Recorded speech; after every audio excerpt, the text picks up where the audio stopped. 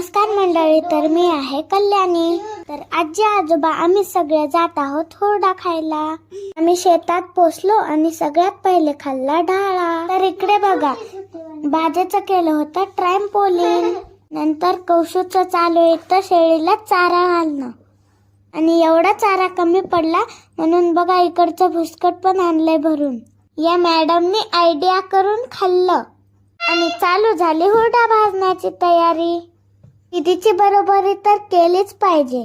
तर मस्तपैकी हार पडला होता आणि नंतर हुरडा भाजला. मामाचं बघून बघा शिव पण हुरडा चोळत होता. खरंच गरम होतं बर का, कणीस तरी त्याला पोळत नव्हतं.